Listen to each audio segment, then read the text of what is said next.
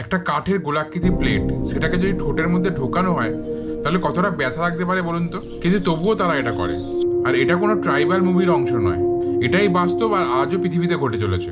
আফ্রিকার, ইথিওপিয়ার মুরসি ও সুরমা উপজাতির মেয়েরা ঠোঁটে পরেন বিশাল প্লেট, যেটাকে বলা হয় তাকে লিপ প্লেট।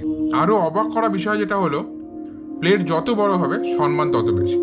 মাত্র 15 থেকে 16 বছর বয়সে ঠোঁটের মধ্যে একটা ছোট গর্ত করে একটা ছোট প্লেটকে ঢুকিয়ে দেওয়া হয়। তারপর যত দিন যায় সেই মেয়েটি যত বয়সে বাড়তে থাকে, ঠোঁটের প্লেটও ধীরে ধীরে বাড়তে থাকে। শেষে সেই প্লেটের আকৃতি বাড়তে বাড়তে ঠোঁটের আকারটা এমন জায়গায় পৌঁছে যায় যে দেখলে মনে হবে এটা কোনো মানুষের শরীরের অঙ্গ নয়, এটা যেন একটা শিল্পকর্ম। কিন্তু প্রশ্ন হলো, মানুষ কেন শুধু শুধু নিজের শরীরের সাথে এরম করে থাকে?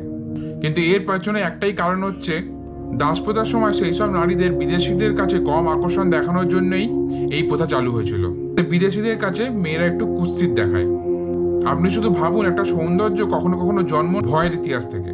আরও অবাক হবেন এটা জেনে, এই প্রথা শুধু ইথিওপিয়াতেই সীমাবদ্ধ নয়, সুদান, ইকুয়েডর, এমনকি দক্ষিণ আমেরিকাতেও এই প্রথা চালু ছিল। মানে হাজার হাজার বছর ধরে মানুষ এটা করে আসছে। আর আমাদের কাছে যেটা অদ্ভুত লাগে, সেটাই তাদের কাছে সৌন্দর্য, পরিচয় ও গর্বের প্রতীক।